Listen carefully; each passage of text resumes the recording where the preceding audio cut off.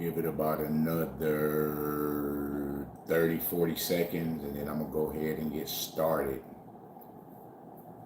Know it's kind of last minute, so everybody who can't make it live can just go back and check out the replay. I got two here so far. Don't quite know who it is, but I appreciate you. Let's see.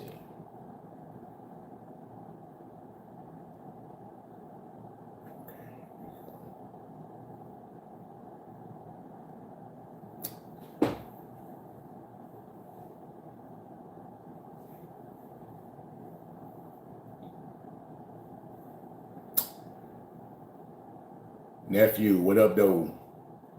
Yeah, it ain't like Facebook where I can see people as they pop in. You have to make a comment for me to see who it is. Lola, what's going on? Is that your real name? Oh, man. All right. Well, I'm not going to waste y'all's time, so I'm just going to go ahead and get it cranking. Like I said, everybody else can watch the replay. What up, though, Lions fans? And no background this week, nephew. What up, though, Lions fans? And welcome to this week's edition of the 2023 Lions vlog. So,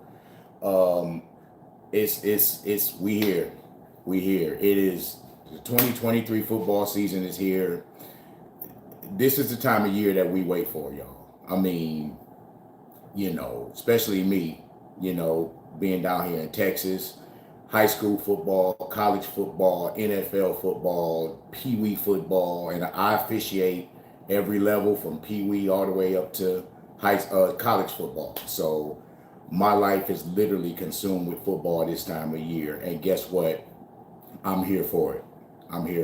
But as we know, what we're here to talk about today is our 2023 Detroit Lions. And as everybody knows, the Lions were the ball of the bell. The bell of the ball at the end of last season. They were the talk of the league. They were the hottest team in the league. I mean, at one point we won 7 in a row. We won 8 out of our last 10. We were literally a single play away from going to the playoffs. I mean, and after starting 1-6 last year, to go into week 17 with very good chances of making the playoffs it can't be understated or overstated, I should say. So, of course, coming into this season, there was a huge hype, right? And of course, we were on Hard Knocks. So a lot of people jumped on our bandwagon and kind of fell in love with us as an organization, as a team from Hard Knocks. And then they followed our winning streak. And we capped it off by knocking off one of the greatest quarterbacks that's ever played this game in a playoff game. And this is too high. I don't like this. Hold on. Okay, that's better. By knocking off Aaron Rodgers and ruining his playoff chances last year. So coming into this season, there was a lot of hype surrounding the Lions.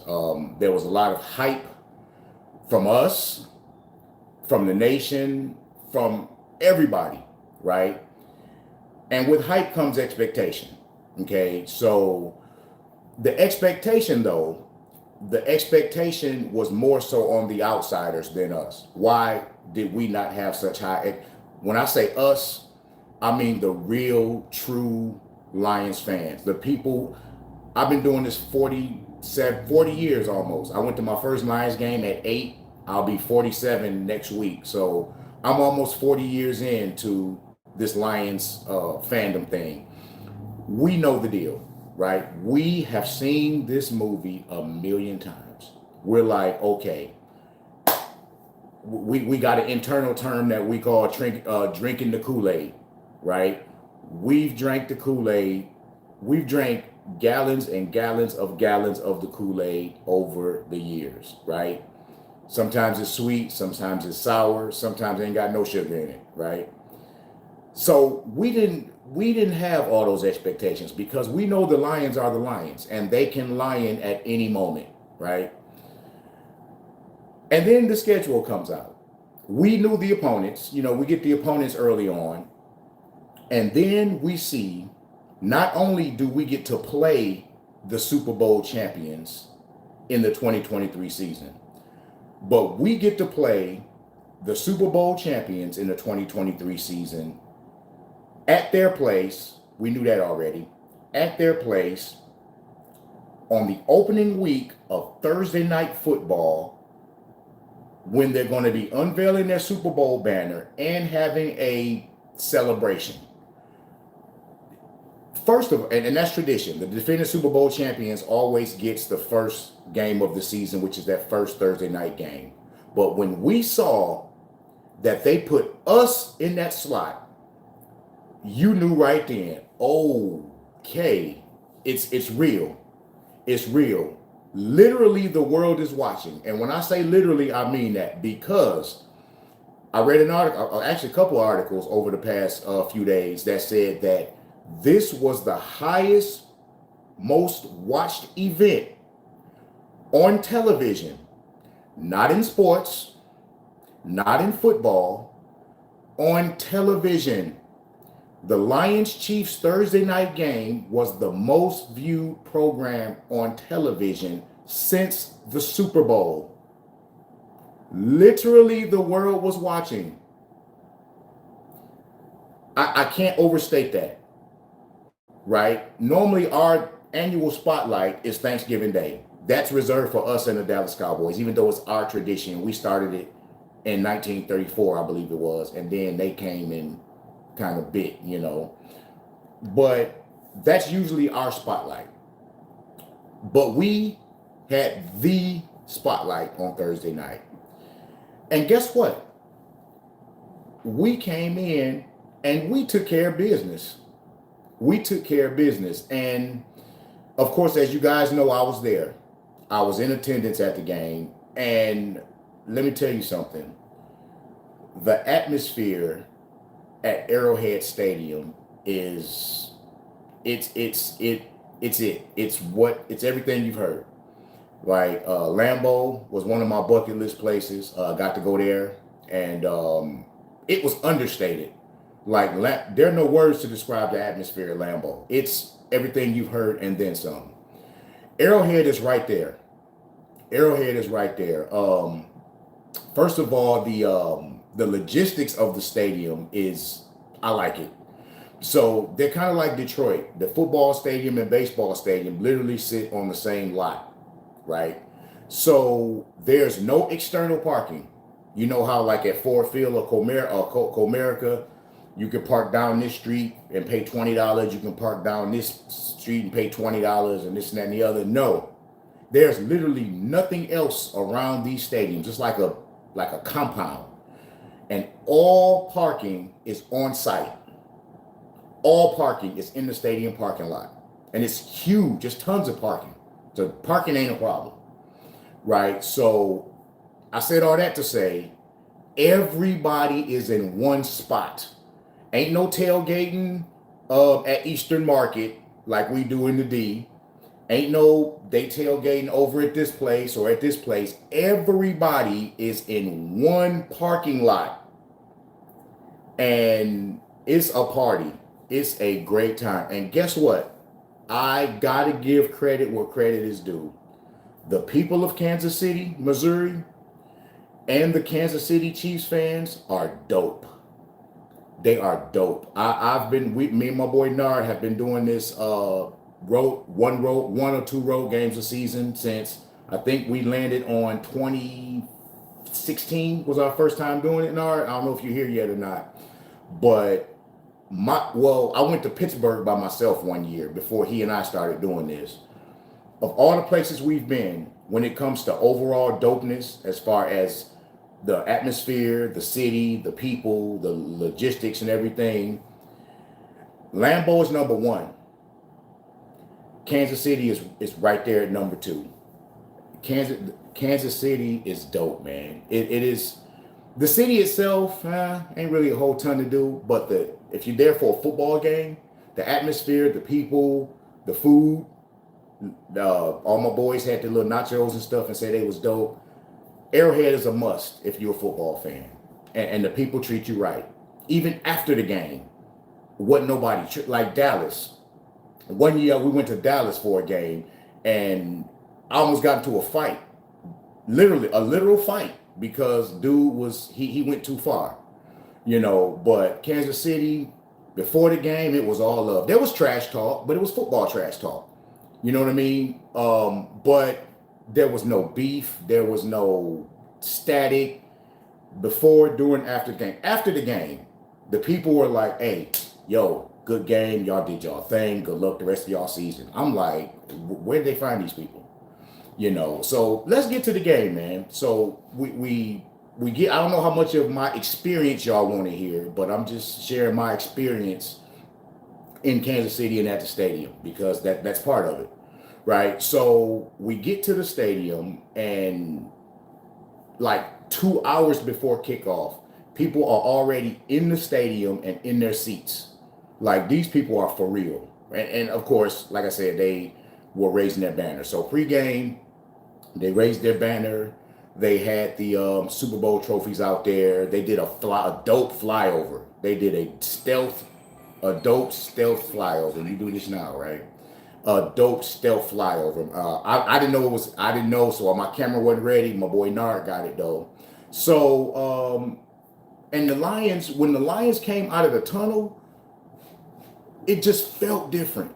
Normally, when the Lions come out of the tunnel for a road game, they just run on the field and they get to work. They get to stretching and warming up and doing their thing. It just felt different. Like when I posted a video of it, of the run out. When they came out of the tunnel, they just looked like a team that said, their body language, it said, we supposed to be here and we ready. Nard or E-Wade and my fellas that was with me, if you hear, agree or disagree. They came out the tunnel and they got a different swag. They got a different bounce about them than we've ever seen with this team, right? There was no intimidation. Arrowhead is, by the numbers, the loudest stadium in the NFL. They hit 142 decibels. If you know anything about decibels, that is absurd. They hit 142 decibels. We did not have a single false start. Not one. What does that tell you? Poise. A poise that I've never seen out of this team, right? So it's just different, man. Opening kickoff, we get the ball. 3 and out. Fine, no problem. Because as most of you guys here know, none of our starters played in the first half. I'm sorry, in the preseason. Our starters did not play a single snap in the preseason. So I expected a slow start. It would have been nice to start off fast, but I didn't expect that because none of our guys played in the preseason. And there's this thing in football called chemistry and rhythm, and it takes time to get that, right?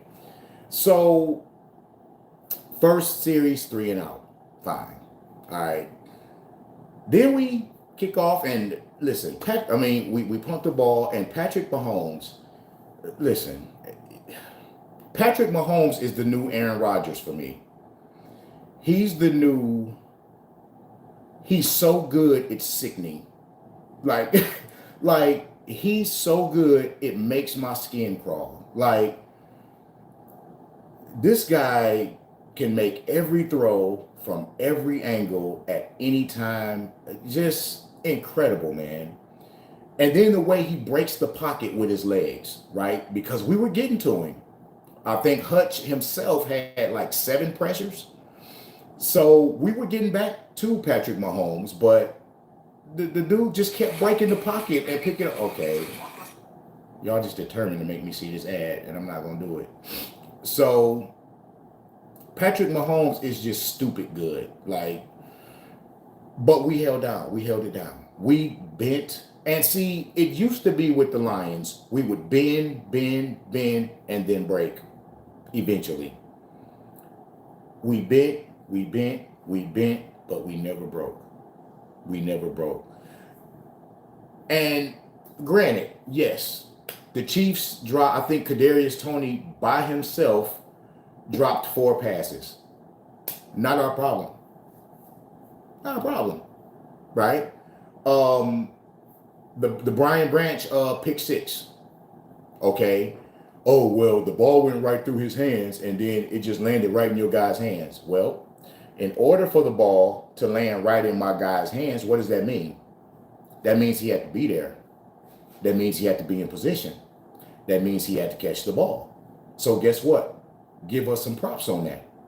Okay. Maybe they dropped the ball because why? Because our defense was playing really aggressive and they heard the footsteps. So give us some credit in why they were dropping passes. We were pressuring Patrick Mahomes. Some of the throws were a little bit rushed. Some of them. But I will say this. Overall, we got to get better with our pass rush. The only pass rush that we had was Hutch. And guess what? Despite the fact that the left tackle of the left tackle of the Chiefs, despite the fact that this guy was literally lined up in the backfield the entire game. I mean, this dude's foot was literally a yard in the backfield. And again, as an official and as a line judge, that's the line judge. I'm looking at that like, now that I'm an official, I watch football totally different. I don't watch the football. Even when I'm watching a game as a fan, I don't watch the football. I don't watch this guy, that guy. I, by force of habit, watch my job, my responsibilities as a line judge on the field. It's just natural. All officials do it. So as a line judge, I'm looking at it like, how is he letting him get away with lining up right there? So, and people may think that doesn't make a difference. It's a reason why it's a rule, because it makes a huge difference. If this dude is already like 6'7", so when he lines up that far in the backfield, especially with a guy like Hutch who comes off the ball like a bat out of hell, that gives him an advantage. Why? It gives him an extra split second to get up, get out of his stance, get his hands up, and get his blocking stance to block. It makes a major difference, right? And if you play football, you know a split second, a half a second can be the difference between you getting beat and making your block. And the fact that they allowed him to line up that far in the backfield the entire game, that said a lot, right? Also, he false started, I counted about 5 of them. Now, you know, when you act the game, you're not really on social media. You can't see what everybody's saying. You can't hear the announcers. But it was gratifying to know that everything that I noticed from the stadium, my seat in the stadium, people were able to see on TV. And I heard that Chris Collinsworth said, looks like that tackle is playing slot receiver. And I'm like, okay, so it's gratifying to know that what I thought I saw from the 300 level was blatant on TV as well. And if I can see it from way up there, I know it's visible on TV, right? And they also said something about the false starts. As my boys, I was just like, yo, false start. He came off early. So, excuse me. I'm just really getting my voice all the way back. So on top of being hoarse from hollering like a fool Thursday night, I've officiated football games 2 nights in a row, which also goes along with a lot of yelling. So my voice is, I got my Barry White thing going on right now. But the fact that this tackle had extra space, he had. I'm building up to that, Lola. I posted that. He had extra room. He had a false start. And can we talk about the holding? Oh my God. I know I called out for 5-6 holds that I saw. Again, that's a line judge's job to watch the tackle in a lot of cases.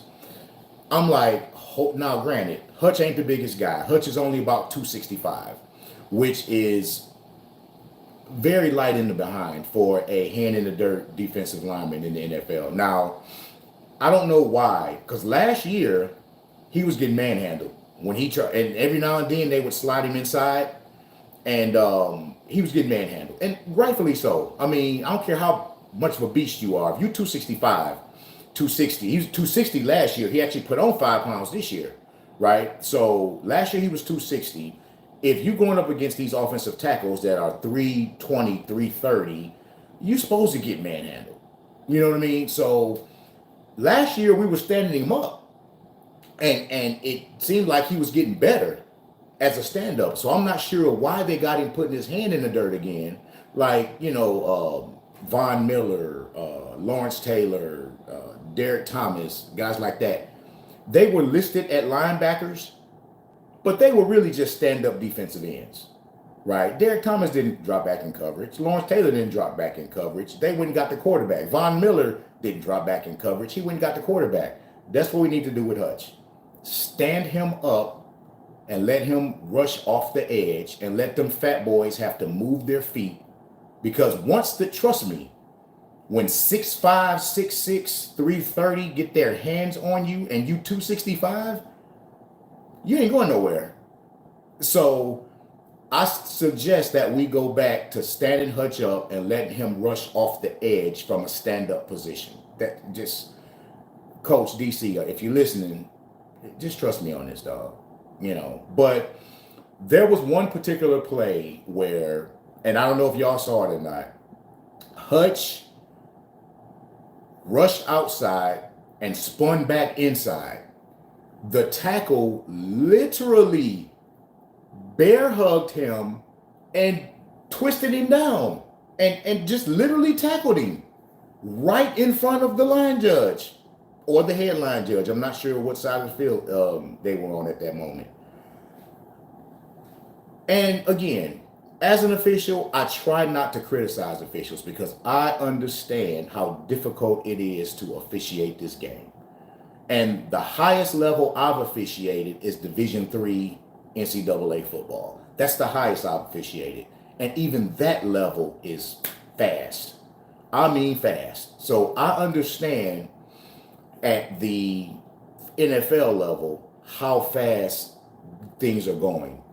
But if I can see this man get tackled from section 342, I know you can see it and it's right in front of you, because that's your job as a line judge, to watch for that guy. Okay? And yeah, it was bad. Thank you, Lola. I appreciate that. I'm working on it. But yeah, I'm not going to say the officials sucked, because you don't get, and that's another thing. You don't get to be an NFL official if you suck. I'm just going to tell you that. You don't get to be a NCAA Division III. Hell, in Texas, you don't get to be a Friday night varsity official if you suck. But I will say the officiating was definitely one-sided, for sure. It was for sure one-sided. I think we might have gotten one holding call that I can remember. We had a couple of defensive holds that they gave us, but the officiating was definitely one-sided. She said, I don't know. Some of them questionable, huh, Lola? She's like, I don't know. But no, it is a very strenuous job to get to that level as an official. So if you get there, you're good. But being a good official doesn't mean that there isn't a level of bias involved. And again, I'm not going to criticize these guys because I'm trying to get where they are, but it appeared to be one-sided to me. I'm just going, I got to call it how I see it, because that's how I roll. But yeah, I thought the Chiefs got, and my boy Lee Young, I'm not sure if you're here or not, Leroy, but he's a Raiders fan. So of course he gets to see the Chiefs twice a year. And he told me, maybe last year or maybe even 2 years ago, he texted me. The Chiefs were playing the Raiders, and he texted me, and he was like, dog, do they ever call the Chiefs offensive line for holding? And of course, I didn't care about the Chiefs at that time because they're not in our division. They're not even in our conference. They weren't on our schedule. I didn't pay him no mind. I was watching the game, but I wasn't paying him no mind. And I started watching that, and I'm like, he's right. Those guys hold they behind off, and no calls, no calls. So despite all of that, the Lions made the plays and they got it done. And shout out to Brian Branch again. I'm gonna bring him back up. That was clutch, man, because they had to. I think they were up a touchdown at the time. The Chiefs were, and the momentum had definitely swung in their favor. And I was at the point where I didn't say it out loud, but in my mind, I was like, if they score right here, this game is probably over. Because at that time, we weren't moving the ball. We weren't moving the ball at all. That first quarter, our offense was stuck in the mud. Second quarter, they got a little bit better. We didn't really start moving the rock until the fourth quarter. But that play, that pick six by Brian Branch, that seemed to galvanize the whole team. And the defense had played well. I still think we got a lot to be desired, A, in the pass rush, and B, to get off the field on third down. But overall, that play, I think, was not just for the points. Obviously, the points is huge because it gave us the lead. Oh, it tied the game. I'm sorry, it tied the game. But that lit a fire under the team. And for I think Lola said it earlier, as a rookie, and I told you, I hate to say I told you so, but I'm going to say I told you so. When we drafted him, people were like, what? I'm like, say, I live in SEC country. I watch a lot of SEC football. I said, Brian Branch is him. I watched him at Bama. I was like, Brian Branch is him. Just like I told y'all when we drafted Amon-Ra a couple years ago. Everybody was like, who? I was like, hey, I cover you at the time. I was covering USC football. I said, that kid's a stud. Look what happened. Told y'all, Brian Branch is him. Look what happened. I ain't saying I know everything, but if I don't know nothing about nothing, I know me some football. And I don't miss often. So we got one. Look, Brian Branch is so doggone good, he put Kirby Joseph on the bench. And Kirby Joseph was supposed to be him after last year. That's how good Brian Branch is. Now, Kirby Joseph still comes in on like the nickel packages and stuff like that. But Brian Branch, it got the majority of the nickel snaps. So he just came in and made his mark, man. And I love that kid, man. First of all, you guys know in the NFL, you have to wear, you may not know, I know because it's what I do. Your legs have to be covered. You have to wear leggings that go from your knees to the top to your shoe tops. That is NFL uniform policy. This man came out with no socks. What? Rookie year, first game of your rookie year on Thursday Night Football against the Super Bowl champions, and you bold enough to come out there in no socks? Not to mention that's a $5,000 fine because it's a uniform policy. That showed me right there his mentality. His mentality is, I'm here, and I'll give you that $5K, but I'm here. Love that kid, man. Love it. We got one. And when he went off the field injured, I about fell out my seat. But thankfully, it was only cramps, and he came back in the game and continued to make plays. So for me, that was a star of the game. That kid was a star of the game, in my opinion. C.J. Gardner-Johnson. Oh, we got another one. C.J. dropped a pick, but that's okay because that dude was all over the field. We finally got a safety that is all over the field in the run and the pass. Love that guy, man. Love it. Shout out to Jerry Jacobs, who stepped in for the injured Emmanuel Mosley, our starting corner. Jerry Jacobs stepped in, and Jerry Jacobs balled. So shout out to the young fella. I still think that last year it was the secondary. was the weak link of our defense. Now that we done tightened up the secondary, I think the weakness of our team is the linebacking core. I don't like our linebackers. I like them. Anzalone actually didn't do bad. He still can't cover nobody. He made a couple of plays in the past. I ain't gonna hate on Thor, but overall, put it this way: with Travis Kelce out there, I'm gonna keep it real, and I'm gonna get on that in a minute. But let's just be glad Travis Kelce didn't play with our linebacking core. We would have had to go into maybe a dime and put a defense. And see, he's a mismatch nightmare. He's too fast for most linebackers, and he's too big for most DBs. That's why he's so good. But we don't have a linebacker that could have covered Travis Kelce. Let's keep it a buck. So Anzalone gets abused in the past.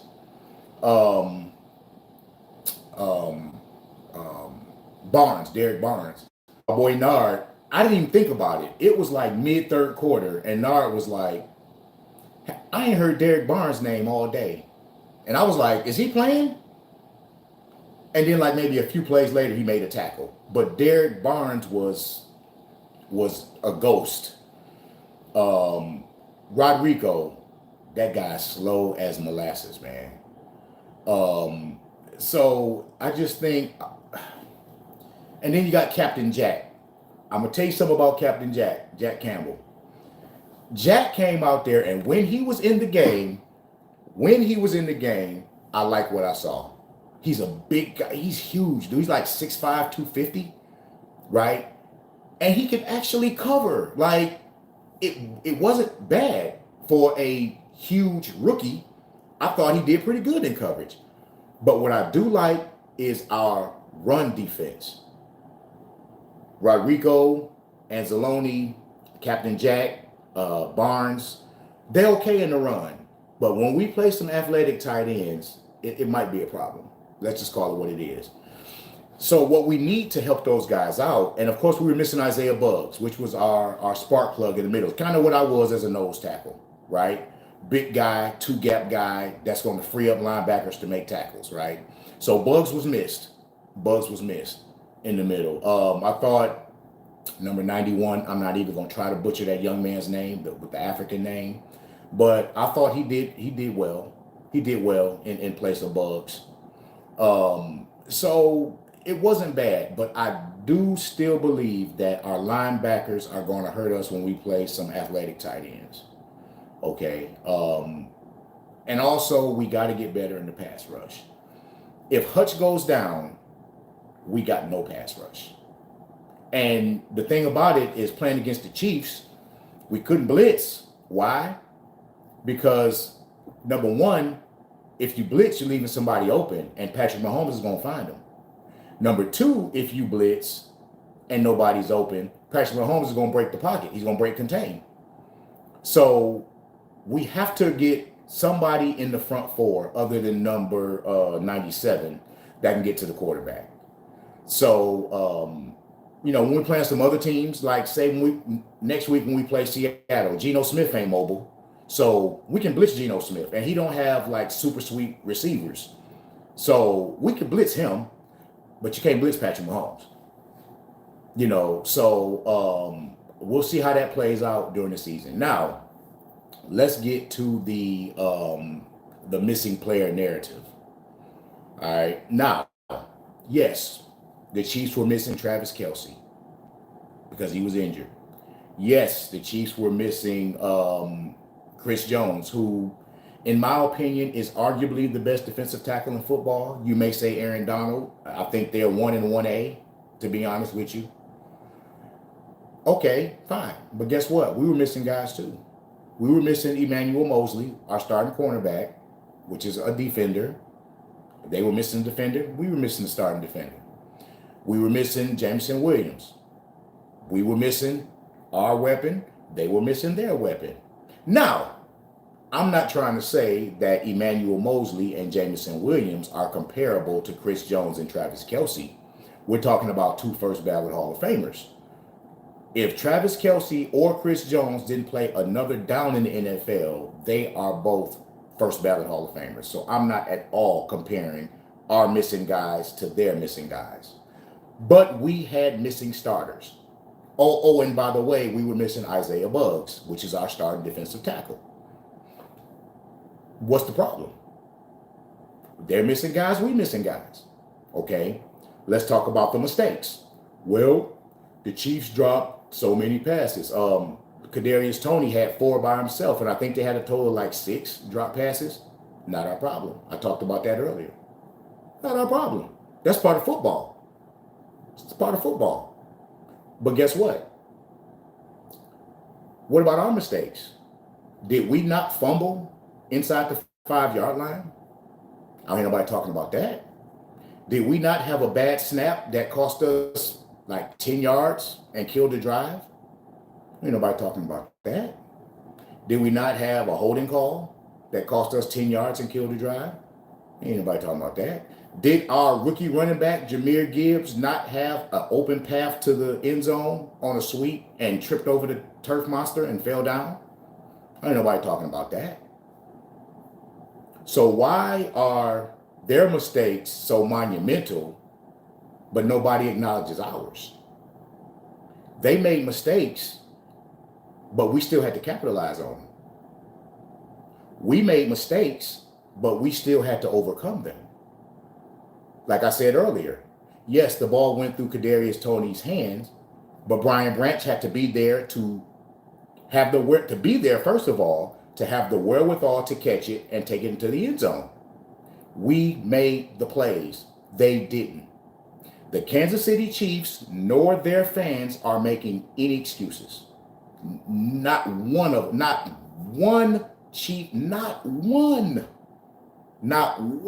Chiefs fan had a bad word to say on the way out of that stadium. And guess what? We were acting a damn fool. We were acting a fool. And I started a chant. I had to do it. You know, once the game was over, I started a chant that was going, no. And then the Lions fans kind of joined in with me, right? So if you hear the Lions fans going, no, I started that. So, but no, they were dope. And even despite that, we're walking out the stadium and they like, yo, y'all for real. Good game. Good game, fellas. Enjoy the win. Y'all deserve it. Good win. Ask anybody that was there. Not a bad word from those people. So I say all that to say this. If they not making excuses, why are you? And I'm talking to the haters. If they're not making excuses, why are you? The Detroit Lions went into the home of the defending Super Bowl champions and smacked them in the mouth and ruined their party. Deal with it. And guess what? It wasn't no heart attack, last second field goal, or, made a big stop at the, last play of the game. Y'all check this out. I don't know if y'all realize this or not, but the Lions went into victory formation against the Chiefs.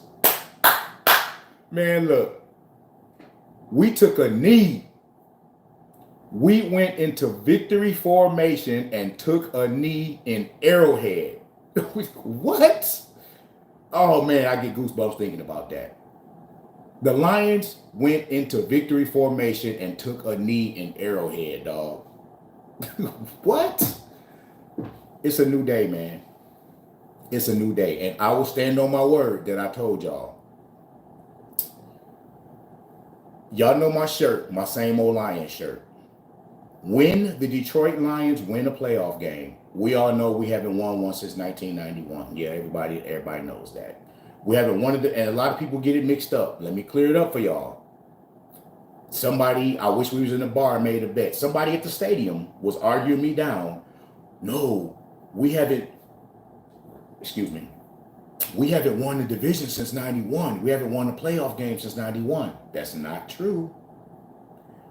We have not won a playoff game since 91. We have not won the division since 93.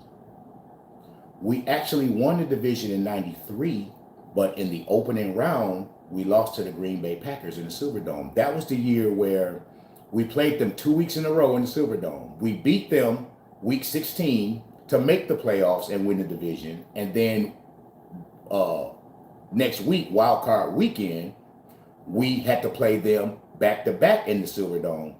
And that's when Brett Favre, the Brett Favre, Sterling Sharp lone pass, that was that year. We won the division that year. We just didn't win a playoff game. You ain't gonna miss me with this Lions history, dog. I'm telling you. So when the Lions not win the division, but win a playoff game, I will burn that t-shirt live on this podcast. I will let y'all watch me burn that shirt when we win a playoff game. And I wholeheartedly believe it's going to be this season.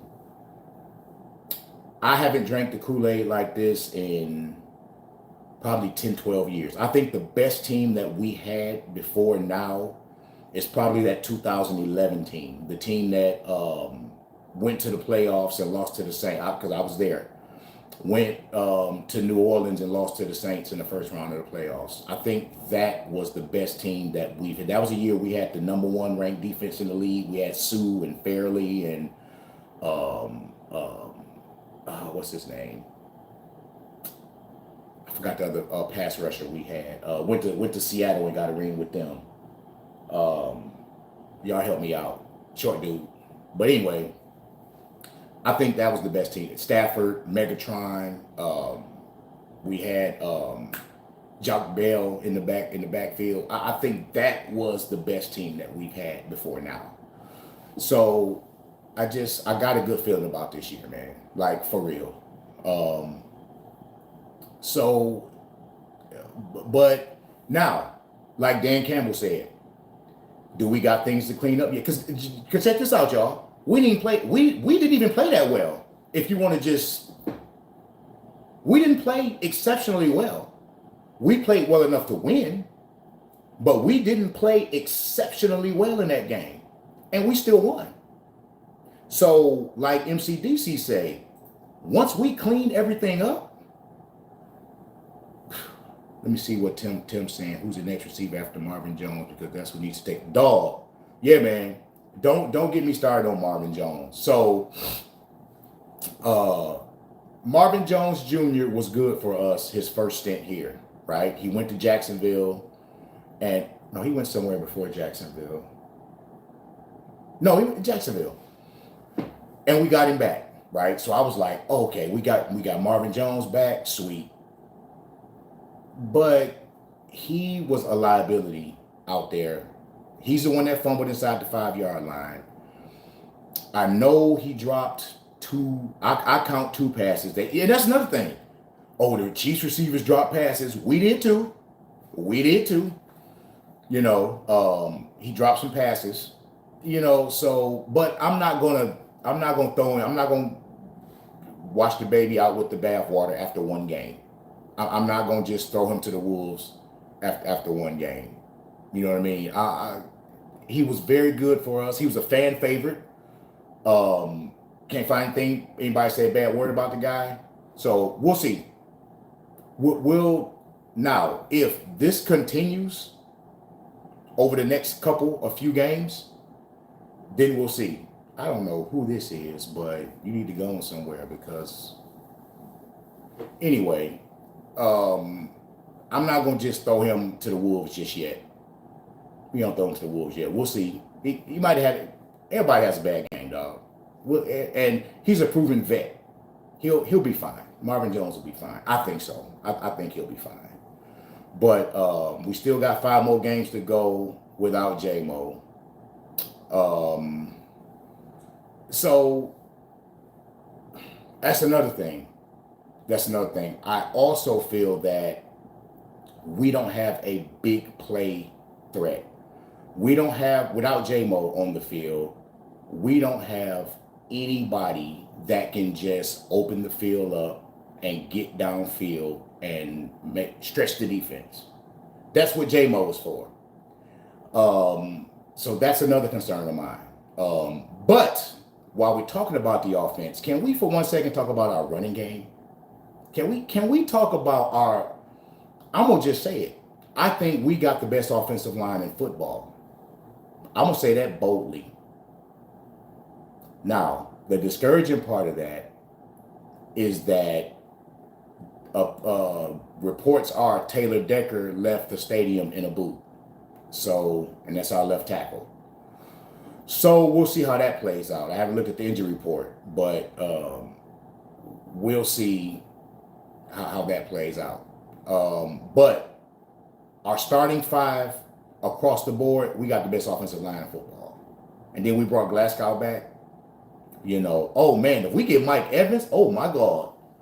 Bro, if we get Mike Evans, what? You add Mike Evans to what we got? Now, I'm going to tell you who stepped up, though. My man, Josh Reynolds. And I told y'all again, I say, some people was like, Josh Reynolds got to go. I was like, no, he do not. No, he do not. Josh Reynolds stepped up for us on Thursday. He made some key big catches for us, right? But back to the running game. Man, Montgomery had 21 carries.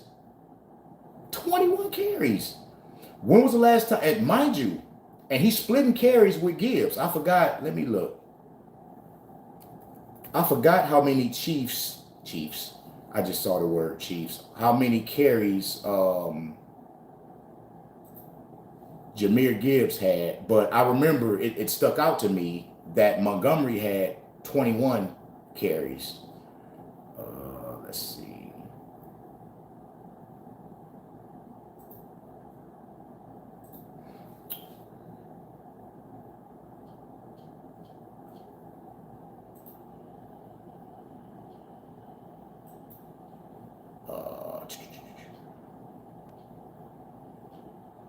Yeah. So, and that I was just going to get on that too, Keenan. I was just going to say that while I like our running game, I do think that what we got Gibbs for, we're not doing enough of, right? We got Gibbs to make plays. Running him between the tackles, that ain't what we got. He can do it. I've seen him do it at Bama. But that's not what we drafted him for. We didn't draft him to make him run between the tackles. That's what we got Montgomery for. I feel like we need to get Gibbs the ball in space. That is what he does. Now, another thing I noticed is that Ben Johnson, last year, he was our offensive MVP. That's our our offensive coordinator. He was our offensive MVP last season, in my opinion. He called some brilliant games. We almost lost him. I think he almost went to, was it Carolina? I think the Carolina Panthers offered him their head coaching job, and he was like, nah, I'm cool.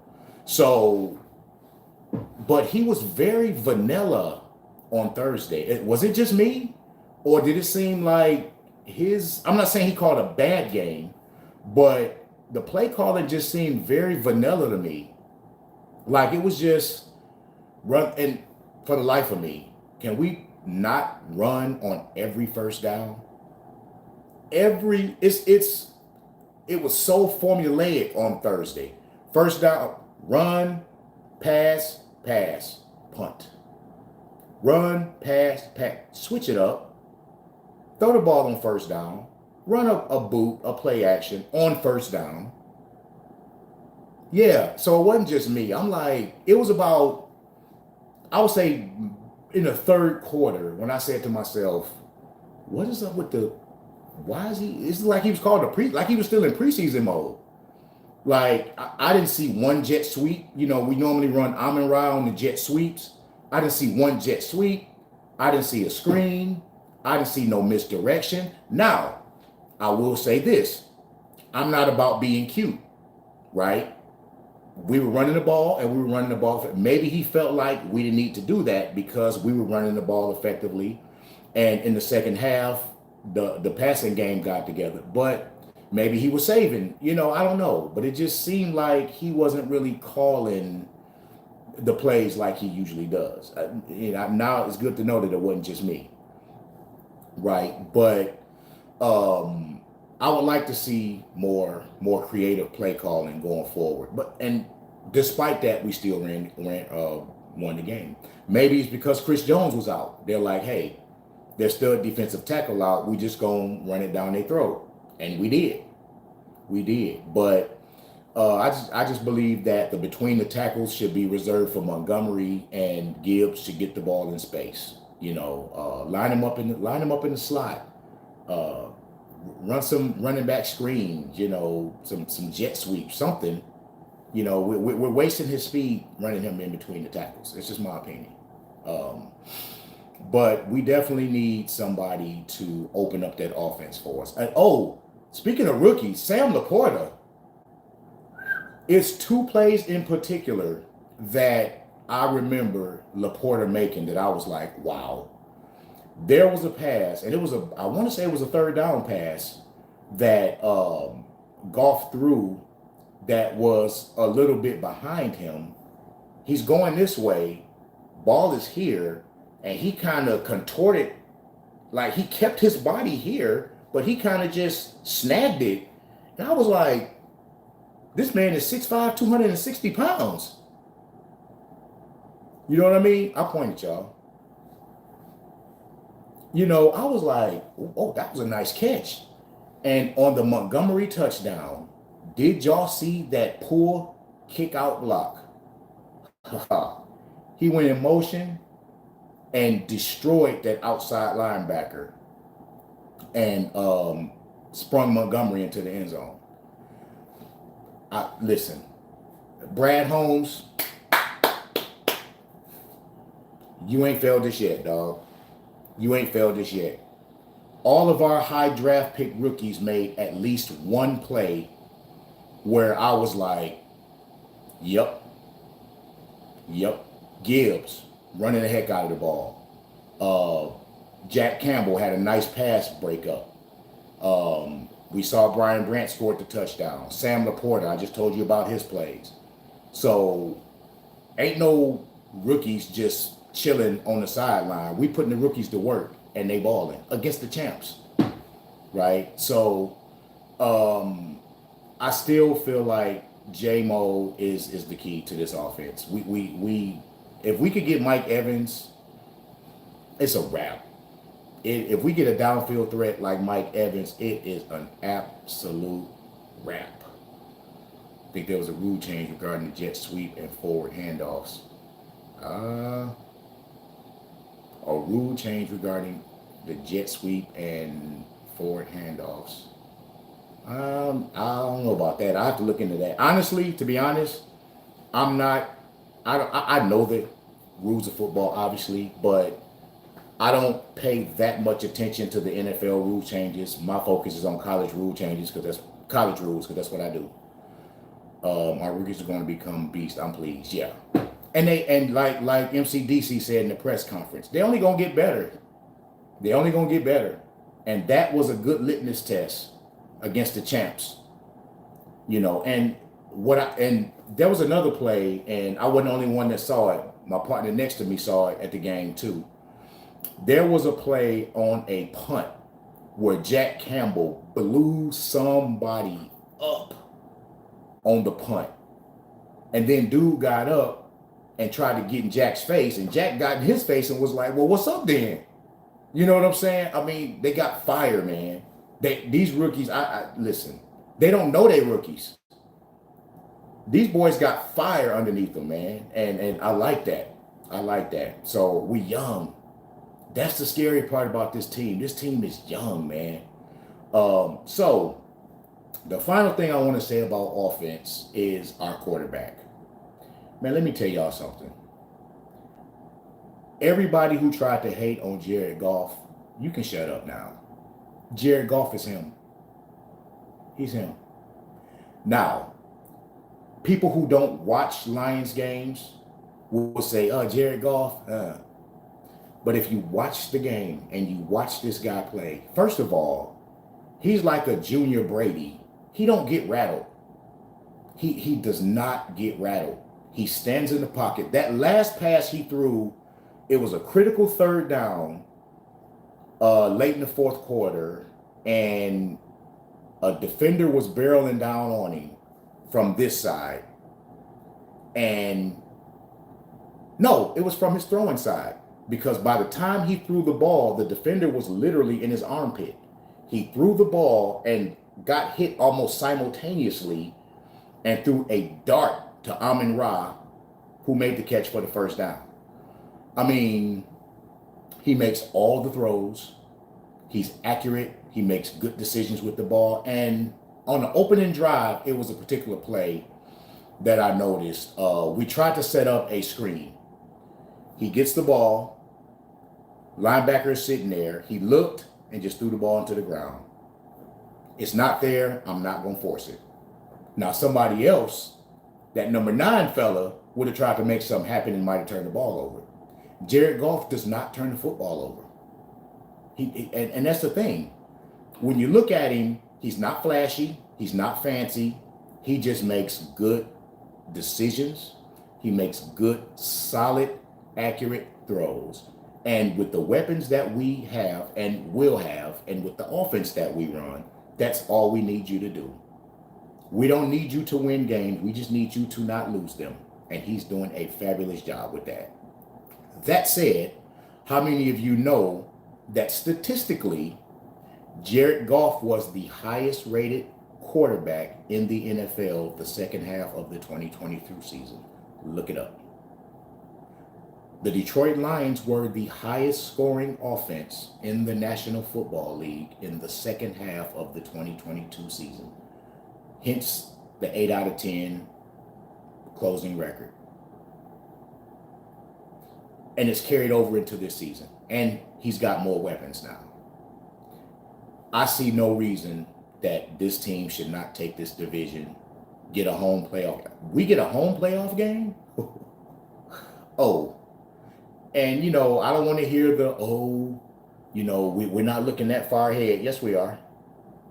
I am. I'm looking that far ahead because we're ready. We're ready. They are ready. I'm not saying we finna go to Super Bowl. I'm not saying we're going to win the Super Bowl. I'm not saying that. But what I am saying is that we can win this division. We can get a home playoff game, and we can win a home playoff game. I am saying that. And I believe this is the year. Now, that said, we got a tough team coming into town next week. We got the Seattle Seahawks, who is probably my dark horse in the NFC. Listen, I don't think we're a dark horse anymore. I think we're legitimate. I don't think. We are a legitimate NFC contender. Are we Philadelphia? No. Are we San Francisco? No. But are we right there with them? Yeah. The division, ain't nobody worried about a Jordan Love-led Green Bay Packers team. Ain't nobody worried about a Justin Fields-led Chicago Bears team. Now, I will say this. The Chicago Bears will be better. They're not going to be a walk in the park. They got some receipt. They got Claypool from Pittsburgh, and they also got they picked up another receiver who name escapes me at the moment. But the Chicago Bears will be better. They will not be a walk in the park. But I still think we can sweep them again. And mind you, we were one stop away from sweeping the division last year. We lost one division game last year against the Minnesota Vikings. And that was because we lioned. There was the one lion of the season. We gave up the ghost on their last drive of the game. Outside of that, we swept the division. And every one of those teams got worse except the Bears. The Vikings got worse. They lost Thielen. They lost Dalvin Cook. The Packers obviously lost Aaron Rodgers. But the Bears, like I said, the Bears got a little better. So I think the Bears will be our toughest division opponent this year. I'll say that. Now, that said, Justin Fields went ham on us last year. I think he rushed for 150 yards. He had like 100 yards at halftime rushing against us last year. And we still won the game. So what does that tell you? I'm not worried about them. I'm not worried. I'm not worried about it. I don't expect to blow through the division, but I do expect to win the division for sure. I'm not worried about any of those teams. And if you win the division, more than likely you're going to get a home. I mean, you're in the playoffs automatically when you win a division, and more than likely you'll get a home playoff game, right? So that's it. That's all we got to do. Concentrate on the division, get in the playoffs. And I've heard people say that like NFL players and coaches, I heard them say, "Man, we all lucky the Detroit Lions did not get into the playoffs last year." I've heard them say, "Man, that team would have broke somebody's heart if they would have gotten the playoffs last year." They are starting to fear us. And you know how I know they're starting to fear us? Because I'm in all these NFC North groups, and Lola, you already know the group I'm talking about. The Lions live rent-free in all of their heads. Who do people talk about the most? Who they fear. People are actually fearing the Detroit Lions. I never thought I'd hear myself say that, but they are. This is a scary good team, and they're young. So I'm looking forward to it, man. I'm looking forward to the ride. And don't get me wrong, we're still talking about the Detroit Lions. So there's going to be some moments that remind us, and we had some on Thursday. We had a couple of moments on Thursday that said, "Oh, they're the Lions I know." Like we driving down the field, they can't stop the run, and then we get a bad snap that costs us 10 yards and kills the drive. That's what happens. We drive the ball all the way down the field, get to the 4-yard line, and Marvin Jones decides he doesn't want to hold the football anymore. Lion number 2, right? So it happens. 3rd and 17. 3rd and 17. We let Patrick Mahomes scramble for a first down. That's the Lions I know. So they still going to lion every now and again. But the fact that, here's the thing, the lioning used to cost us games. Now they lion and still win the game despite the lioning. That's the part. We're overcoming the lioning. That's because the lioning is going to be there, but we got to overcome it, and that's what we did on Thursday. That's the scary part, because we've always been good. We've always had good teams.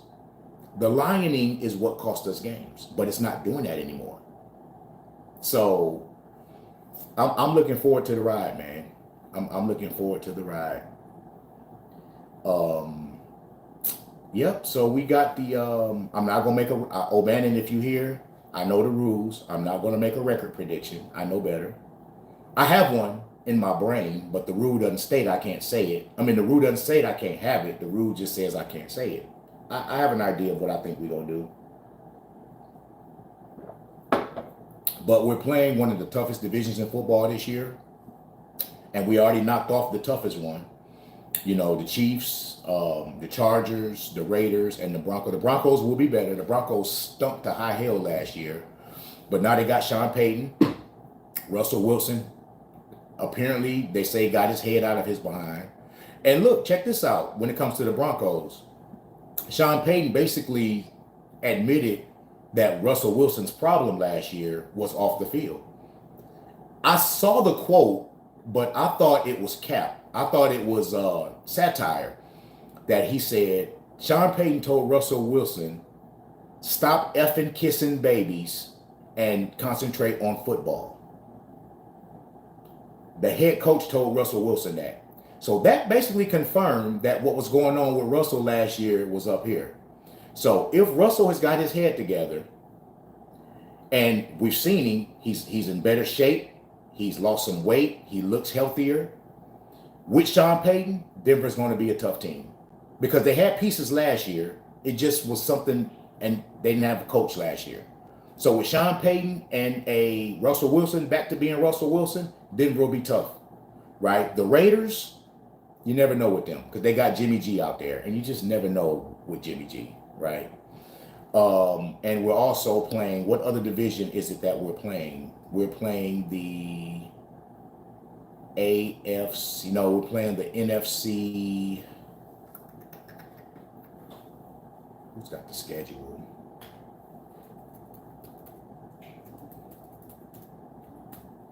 My cats are going crazy. They're not happy with the fact that I locked them out. And the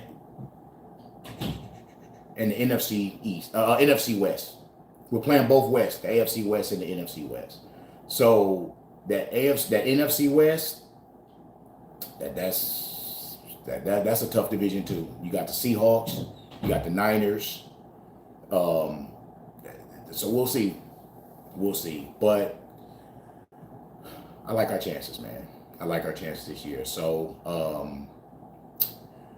Seattle, we'll know for sure. And Ford Field is going to be on fire. I was going to go. Sunday is my birthday, actually. Like next Sunday, literally next Sunday is my birthday. So I thought about going up there for my birthday to watch the game, but I decided not to. Me and the family are going to go up to San Antonio to Six Flags for my birthday. Excuse me. And then my boy Nard can't go anyway because he's got a previous engagement. So he can't go. But Ford Field is going to be rocking, man. And final thing, I want to close with this.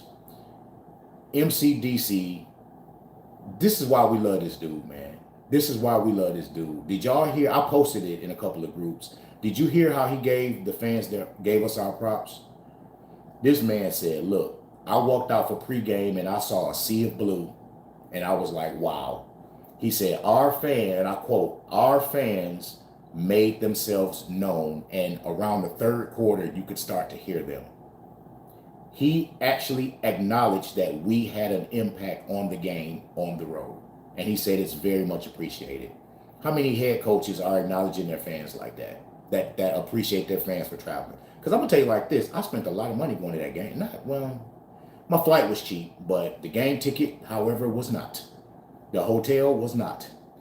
So I spent a lot of money to go to that game. And to hear the head man say that he appreciates our support, that's encouraging. I like that a lot. And y'all probably couldn't see it on TV, and y'all might have seen some of the clips on social media because I've seen a couple of them. Jared Goff, Aiden Hutchinson, Brad Holmes all went over to the Lions section and dapped up all the fans after the game. The GM went to the fans section and dapped up everybody. You would have never seen one of the Fords do that. You would have never seen Matt Millen do that. You would have never seen Bob Quinn do that. This new regime, leaders of the Detroit Lions, Brad Holmes, Dan Campbell, they are us. Like, that's why we love these guys, because they're us. They're fans, right? So it's just a new day, man. It is a completely new day with the Detroit Lions and in this organization. And I'm loving it, man. We've been waiting for decades for this. So strap up, get ready for the ride. And that's it. I ain't gonna hold y'all no longer, man. I know the noon or 1 o'clock games for my Eastern people have kicked off, and I want to go watch some football too. Football it's just more enjoyable when the Lions when your team done won already. I can just sit back and enjoy some stress-free football, and that's exactly what I'm about to go do. All right, so thank y'all for joining. Next week, the vlog will be standard time after the game as usual. Like, I picked this time slot on purpose because we weren't playing today, and this is the time slot that you would normally be watching us play. So I figured, y'all wouldn't mind too much in joining me. But I truly appreciate y'all. And one more time, for my nephew Frank Curry, who's here, he picked me up from the airport on Thursday, and he said, "So when you gonna do the vlog?" And I was like, "Oh, well, I did a vlog from the stadium," which I did. I was like, "This will be the vlog for this week." And he was like, "No, man." He was like, "No, you need to do the actual vlog. Like, with your setup and on live, and no, we need to talk about the game, bro. I was looking forward to it. I'm like, okay, yes, sir. And then after that, like 3 or 4 other people, DM me, text me, hey, when is the vlog this week? I'm like, okay, all right. And I was just like, thank y'all. Thank y'all for calling me out on being lazy. Because that's just what it was. I was being lazy. And I was too hyped. After the game, I was too hyped to talk football like I'm doing now. To have a, cognizant conversation about football. I was too hyped, right? But shout out to my nephew for calling me out on it. And shout out to everybody else who DM me. Like, real talk, man, y'all have no idea how much the support means to me, man. Like, I really, really appreciate that. And I love y'all for that, man. So, because this is all I got now. Now that I'm a certified NCAA official, I'm no longer allowed to cover college football. So I can't cover college football. I can't even talk about college football. Those are the rules. So this is like literally all I got now. So I appreciate y'all, man, for the support. And I'll see y'all next week. Thank you for joining. And as always, go Lions.